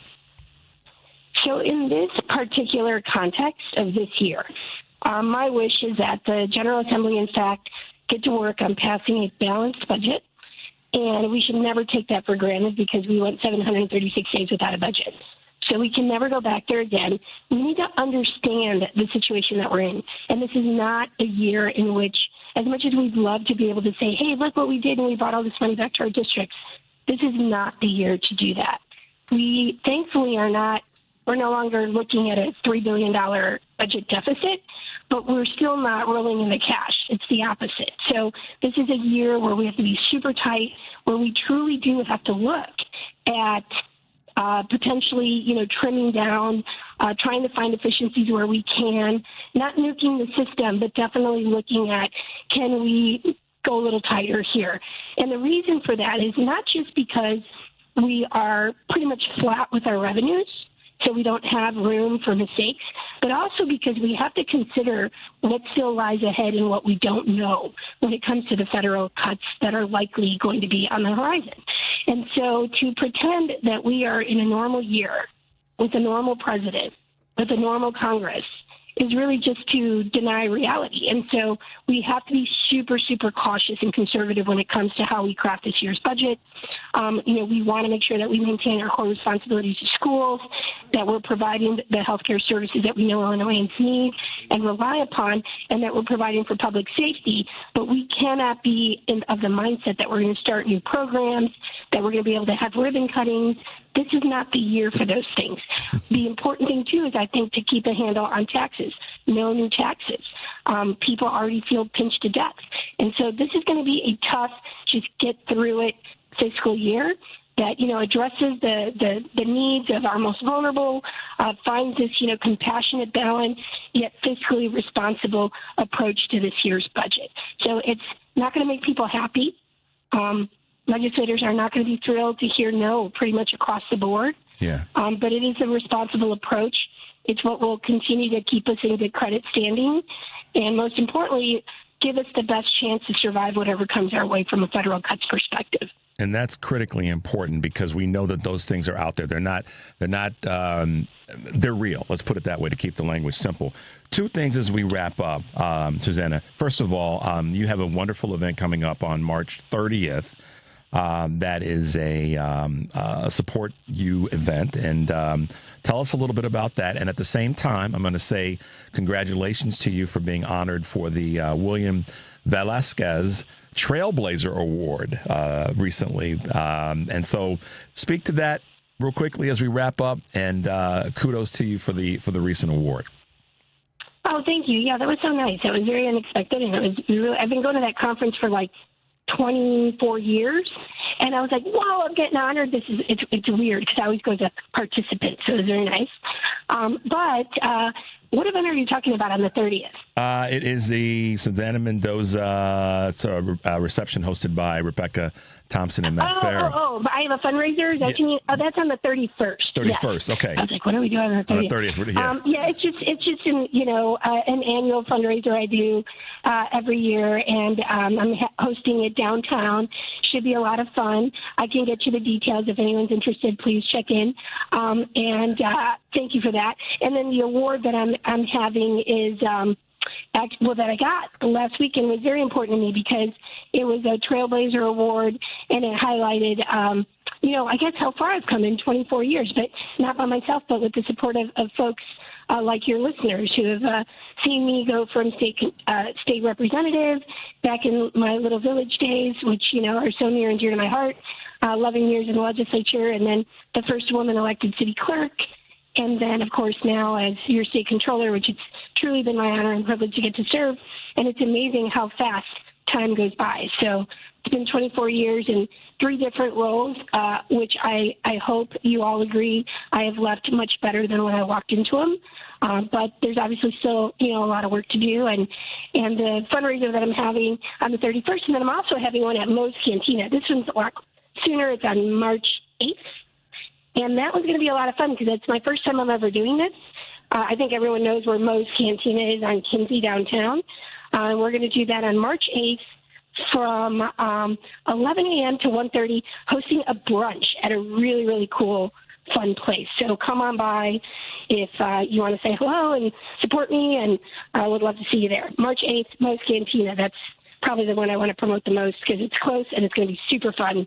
And it's just going to be chill and fun brunch. And who doesn't love Moe's? That's right. And who doesn't love brunch? So listen, guys, That's right. We have some great leaders in our state. And one of the things that I'll leave you with, Susana, is this. I'm more impressed and more concerned about our leaders working together. I don't need you guys to get along on everything and to agree on every single thing. But what I do want and to see is you, the governor, the mayors, the county professionals, the state legislators, the lieutenant governors, the AG, all of you saying at the end of the day, we have to be, kind of our version of an Iron Dome to protect the citizens of our state. We aren't going to get along all the time in the sandbox. But if we know that our real responsibility at the end of the day is to lock arms and to protect the citizens of our state, then I think that that's what so many people are looking for. And then you guys continue to do that work and be honest with us like you have been this morning. That's what people want to see. So I applaud you for, just being an open voice about that. And as you've said in so many times, never giving up on what you believe in. So that I want to thank you for, and thank you for being with us this morning. Good to hear your voice. Glad you're well. Go drink some hot tea and some honey. I know. It was very nice of you to hear your voice. I'm like, oh my God, I can't stand my own voice this morning. But I did a lot of interviews yesterday. There was a lot to talk about, and my vocal cords are responding, not so favorably. But we'll get back. We'll get back on track. Sounds Thanks good. for having me, and I'm happy to join you anytime. All right, be well. Have a great day today, and stay warm. Thank you. You too. Bye-bye. All right, bye now. There it is, Susana Mendoza, our Illinois State Comptroller, depending on how you want to put it. Thanks for being with us this morning. We're going to take a short break. When we come back, we have one of our other guests that will be with us, Mike Nellis. The number is 773-763-9278. This is Choose Views. We'll be right back.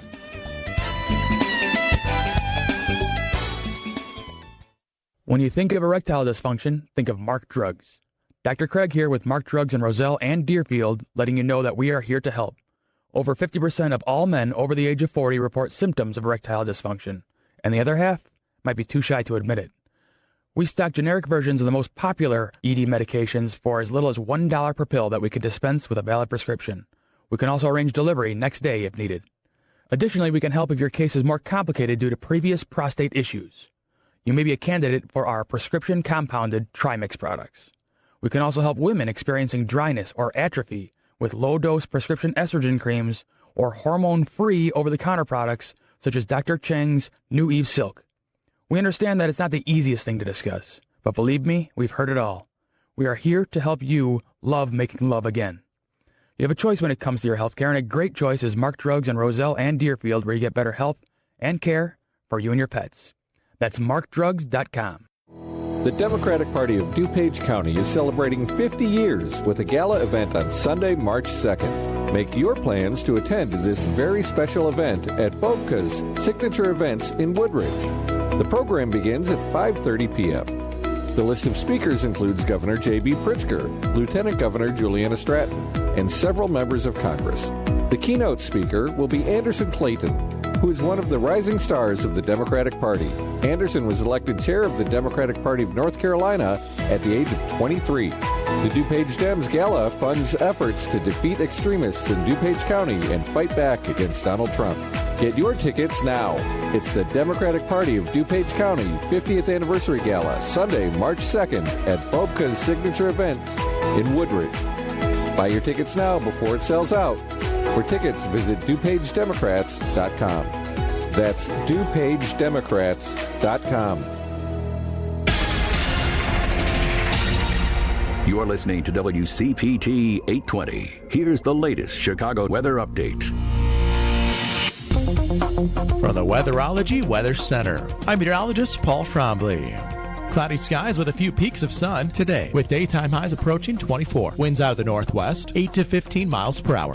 Lows dip down to about 9 above. Tonight, partly cloudy skies. High temperatures reach up to 26 tomorrow. Lots of sunshine. Lots of sunshine and dry Saturday. Clouds on the increase by Sunday. Low 30s Saturday, upper 30s by Sunday. That's your latest Chicago weather update. Currently, it's 7 degrees above zero. You're listening to WCPT 820 because facts matter. Welcome back to Choose Views with Richard Chu on WCPT 820, Chicago's Progressive Talk. Hey guys, welcome back to Choose Views, 773-763-9278. Catch us on all the socials. And we're back on, I know that we were having, many of you sent me texts to our text line that you could not hear us on the terrestrial signal, the radio signal as it were. But it sounds like we're back, and I'm getting good thumbs up from Henry as well as from those of you who are listening. Great having our Illinois Comptroller, Susana Mendoza, with us. I wanted to ask her a ton of other questions, but that's the reason that we'll have her back in the future. She's doing the hard work, guys, and like I said, they fight against each other for a better way. They don't always agree, but they're fighting to move the state, the city, the county, the region, the country, frankly, forward. And she is someone that I greatly respect the work that she does. So looking forward to having her back. Reach out to her, get involved with the work that she's doing. And that's how we help support our elected officials. And in that space of supporting people, Henry, with us this morning is someone that knows the role of being in a good support role and the importance of that. With us is the founder and CEO of Authentic, a Chicago-based political fundraising and consulting firm, none other than Mike Nellis. Mike, good morning, and welcome to the show. Good morning. How you doing? I'm good, man. Thank you for being with us this morning, and I hope that you are someplace as warm as you possibly can be, because it's cold, man. It's cold out there. Yeah, it is rough out there, but I can kind of see spring. I can feel it. It's right there. Right, spring is down the hallway going, Mike, we're almost here, man. We're almost here. Yep. We're a little over a month away from spring. But listen, Mike, thanks for being with us this morning. And I know that we kind of caught you on short notice, but I'm glad you were able to plug into the show and to call in. Many people often wonder, what's it like to be an advisor to a political person, an elected official, and you were former senior advisor to Vice President Kamala Harris. So I want to start there by asking you a very broad question about what it's like to be a senior advisor to the Vice President of the United States. Sure. Well, and I should clarify, I was the senior advisor to her before she was the vice president. I helped her when she was the Attorney General of California all the way until she became the VP nominee on the Biden ticket, just so that I don't confuse anybody about what my role was. But I'm also senior advisor to Adam Schiff, who's the senator from California now, and I've been with him for 10 years. And I do it for a lot of other candidates, including like Governor Whitmer in Michigan and more than a few of my House clients. What it's like, I often joke that being an advisor to a candidate is like being paid a mild to small amount of money to not be listened to. But the truth is like my role is to kind of, almost take my own value system and set it aside and be someone who can analyze the political terrain for my client and think about what do they believe in, what do their constituents believe in, what's happening nationally, be able to provide them with the best possible advice. And then really it's up to the candidate to make the larger strategic decisions, right? I think there's this idea that there's, a ton of Democratic strategists or, political people that are just pulling the strings all the time. But really, like, for the most part, these candidates are the ones who are leading and making their decisions about, when to go on TV, which policies to support and stuff like that. I actually think it's a misnomer that that there's like a group of people that are pulling the strings, but it's fun. It can be exhilarating. Like when I was early on in my career, all I wanted to do was get to that point where somebody would actually listen to something that I said. Because I've sort of I've been doing this for 2 decades now. I got my start as an intern on Barack Obama's presidential campaign in the Iowa caucuses, and I wanted to kind of get to that room because I felt like I had a different perspective on how to win elections and how to help people, because ultimately that's what politics should be about. Right now it's not about that, given what's happening in Washington. But that's a lot of what it is. A lot of getting phone calls and showing up to meetings and trying to provide the best advice you can. And you get some of it right and you get some of it wrong, but you hope for the best. So in that space, 2 things that you said about the perception that there's these folks that are the political, analysts and consultants that are pulling the strings. Right now, one of the criticisms that I know you are hearing is that the Democratic messaging is wrong because candidates are listening to too many consultants, too many, brainiac, if you will, elitist that are telling the politicians the wrong things. I've got a 2-part question, but in all fairness to you, let me let you answer one of them first. What's your observation, your response when you hear that? Because I know you're hearing it. I think there's some truth to it, and I would kind of frame it this way. I think the Democratic Party makes 2 mistakes, and we made it in this last election. The first is that we have a tendency to try to explain issues to people on an academic level and treat people like they're statistics. And so, for example, the perception of the economy to most Americans, the way they felt it, the way that it hurt them in their day-to-day lives, is that their paycheck was not going as far as it was. A lot of people are struggling to figure out a way to buy a house and start a family and retire with dignity. And then we were going around talking about how many Nobel laureate economists were saying that our economy was the envy of the world in the middle of a global inflationary crisis. It's not reasonable for us to expect a median voter to have the time or the energy to process economic data. And for us to talk about it like that is wrong. And what we should have been doing is saying, we understand that you're hurting. There's a global crisis that's happening here, and here's what I'm doing to help you with that. And we had a bit of a struggle with that, both because we kind of lacked an effective use of the bully pulpit through President Biden, and we kind of lacked a cohesive party message. The second thing is Democrats often make the mistake of trying to frame issues to people in a way that isn't self-interested to them. And one thing that I fundamentally believe in, and I think the clients that I've seen that have been the most successful understand this, people are fundamentally self-interested. There's nothing wrong with that. Like, I have a digital fundraising background, and so I've helped raise over $1 billion in small dollar grassroots contributions for candidates. And one thing that I know from having gotten into the behavioral science of how you get somebody to make a donation to a nonprofit or to a political candidate is that they do it because of their identity, or they do it because they're getting something out of it, right? I donate to the Red Cross because I care deeply about that issue, and that makes me feel good. Now, people won't say that, but that's actually what the behavioral science suggests, and I think that the same is true for the reason that people vote. They're going to make a vote that's in the best interest of their pocketbook, it's in the best interest of their family, it's in the best interest of their community. And we keep asking people to vote for somebody else, and that's a mistake. For example, the Democratic Party spent a ton of money on abortion-related ads trying to get men to support women's reproductive health, which is absolutely the right thing, and it was one of the reasons that I voted for Kamala Harris, one of the reasons I'm a Democrat. But we need to also frame this issue as like a privacy issue and explain to men like why they have a personal stake in it that isn't just about making sure that their spouse has the same rights that they do. Doesn't mean we can't make that argument, but we have to add something that's more self-interested to that. And I think Trump actually fundamentally understands that a lot better than a lot of Democrats do. So basically, the simple way of what you just said is to say to guys, listen, if your wife is sick and has an issue with her pregnancy, it affects you too. It doesn't just affect her. That's a way of breaking it down. And again, I'm not the expert in that, but my interpretation of what I heard you say is say it plain, make it plain, right? I would even take a step back on that and say, if the federal government can tell a woman what to do with her body, they can tell you what to do with your body. Okay. The same people that want to ban abortion nationwide want to ban porn nationwide. They want to ban IVF nationwide. They want to ban all kinds of other stuff. They want to tell you what to do with your body. And I think in this moment, the Democratic Party needs to grab onto the idea that we are the party of personal freedoms and values, because I believe that we are. Like what the Republicans want to do through Project 2025, all these people that Donald Trump is installing in Washington that are just unqualified cronies, it makes us less safe, but they're also going to be restricting what you can or cannot do. And that becomes a much more self-interested argument. So it isn't about like one big bucket of an issue, which is very important, like what they did to Roe v. Wade, what they've done to abortion access in this country is disgusting. But if they can do that, they can also do a bunch of other stuff, and that'll make it real to a lot of people that don't have the personal stake in the issue. And that's how you build a coalition of people that'll help you. So here's a question that I would then ask. We could pick any issue. You just said this in terms of a woman's right, a women's reproductive rights.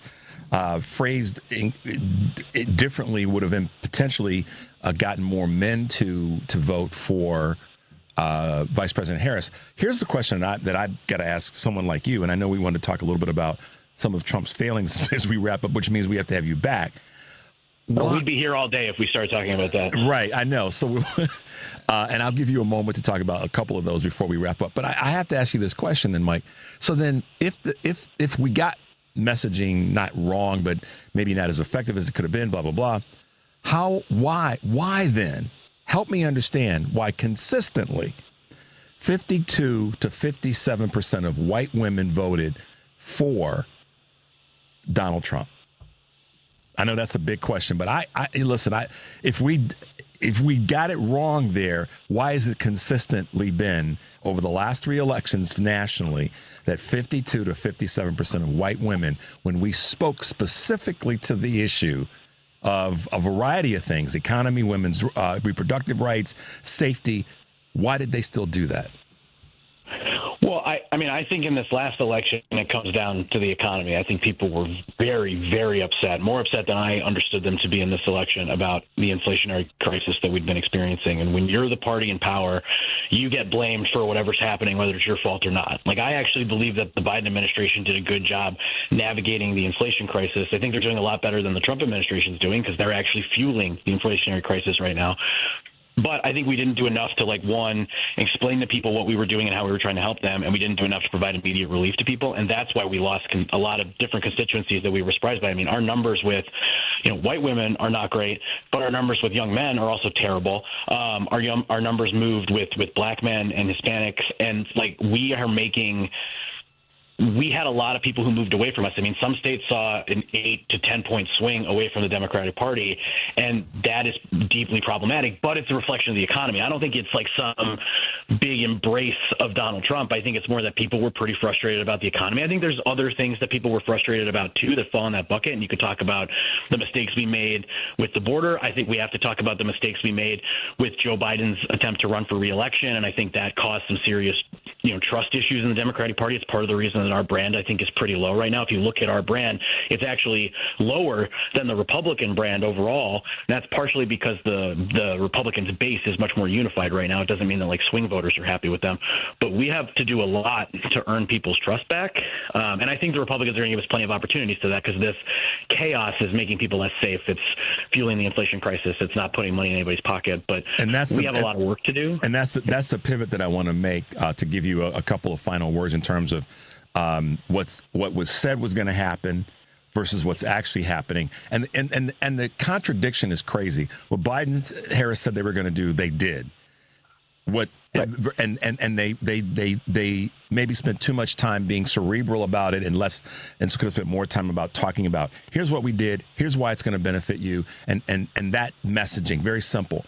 But right now, the current administration is giving people a lot of, seed to not like what they're doing, because they said they were going to do certain things. They haven't delivered on them. They're not going to deliver on them. We know that. So then how does the Democratic Party, this is the question that I'll ask you as we wrap up. How does the Democratic Party take these failures and convert them into issues of trust that the Democratic Party can leverage and go forward? What's going to be the secret sauce? Everybody's asking that question, so I'm gonna put it to you as best we can. Yeah, it's gonna be a two-step process here, because we're in the woods, and I think people are looking for like some savior to emerge and kind of be the leader of the Democratic Party, and I don't think that that's going to happen in this 2-year period. I think what you're going to see is a lot of pockets of energy and races all across the country with opportunities to send a message to this administration. We're not going to have a new leader and face of the Democratic Party until we have the primary for president in 2017 or 2027, 2028, excuse me. But it's a two-step process. Right now, what Democrats need to do in Washington and in states across this country is do everything they can to fight against the worst of what's happening right now. I loved seeing Governor Hochul in New York yesterday fighting back against the executive overreach on congestion prices. Yep. I thought that was perfect. I encourage people to go take a look at it if they haven't. J.B. Pritzker's done, I think, an amazing job of articulating this here at home. But we need to just fight and stop the worst of it. D.C. Democrats are working very hard to stop them from cutting Social Security and Medicare, which is what they're trying to do right now. They want to cut those programs to pay for tax cuts for billionaires. If we do that, people are going to resonate with us, and they're going to give us more than enough for us to run on. And then what we have to do is let the next generation of Democratic leaders rise in this election. I was really proud. Tina Smith, who's a senator from Minnesota, is one of my clients. She's retiring at what is a relatively young age to retire in Washington, but giving an opportunity for new leaders to rise. Incredible. We need new faces in the Democratic Party. And if we do that, then when we win, when we take back the House, when we take back the Senate, when we elect a Democratic president, we have to deliver for people at the same speed that Trump is delivering for his base right now. But instead of narrowly focusing it in on, a right-wing constituency or a narrow constituency, we have to do things that matter to the vast majority of Americans. Put money in their pocket, expand access to their health care, build infrastructure projects, and build them quickly so that people see the work that we're doing. If we do those two things, we will build a lot of trust with the American people. That's why we have to have you back, Mike, to talk about this in more in greater depth, because I think what's missing right now, part of what I think is missing, is hearing some clarity in that space, and you've just provided some of that. So first and foremost, thank you for taking some time to shoehorn us in this morning. But I think because you're concerned and passionate about this, I want to be able to have you back again so we can talk about this, because I believe if we give people something to really, quote unquote, chew on and hold on to and fight for, which you just said, then those are going to be the steps that we have to take to get to this newly defined brand of the Democratic Party. So thanks, Mike, for being with us this morning. I look forward to having you back. How can folks kind of follow you or at least peek into what you're doing? Thank you. You can find my company if you're running for office and you need help at authentic.org. You can find me, just Mike Nellis, on Blue Sky, on Twitter, on LinkedIn. I'm pretty easy to find. Perfect. All right, Mike, thanks for being with us. Stay warm, man, and we'll talk soon. Thank you. You too. All right, bye now. There you go, guys. I mean, listen, not having our heads in the sand is part of what I heard Mike say. And I've said this before, our ideas are better. It's just articulating them to a larger number of people. And the group of people that stayed at home are a critical part of that conversation. We had a lot of people stay at home. And that's why we've got to make sure that we get those people out. And rather than trying to flip those who are on the right that are going to vote in their interest, as Mike said, we want to be able to get people to get off the couch. As Bakari Sellers said, there's three things. There's a Democratic Party, the Republican Party, and the couch. He actually said there's Trump, there's Biden, and the couch. And the couch won. We have to fix that. And I appreciate Mike being pure and clear about what we got to do better. And I'm of that mindset as well.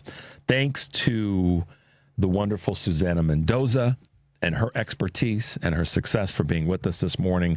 Sorry I couldn't get to all of your calls because we were rapid fire this morning, but I know that whatever we didn't get to answer or address with your calls this morning, we will get to that tomorrow. So make sure to give us a holler then. We will have a great lineup of folks. Real quickly, where's my sheet? There it is. With us, Karen Byrne from True Blue Politics Podcast, Yolanda Androza, the Executive Director of One AIM Illinois, and Elizabeth Beavers, Public Citizen Congress Watch Director. So make sure you're tuning in tomorrow. Check out Joan today. Check out Patty today. And we look forward to seeing you tomorrow. As always, guys, take a deep breath. Make your life count. We'll see you tomorrow.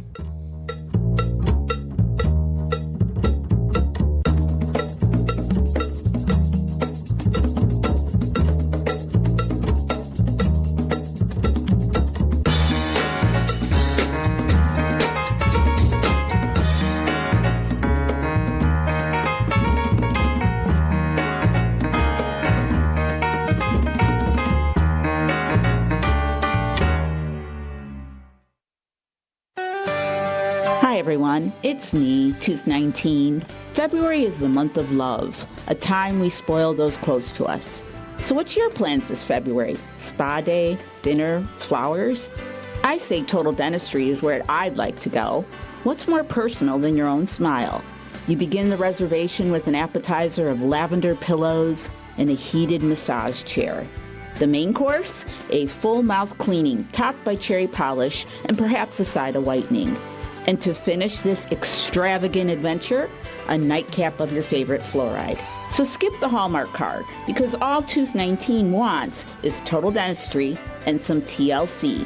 Call 847-358-2477 or visit TotalDentistry.org. Every day is Valentine's Day at Total Dentistry. 847-358-2477.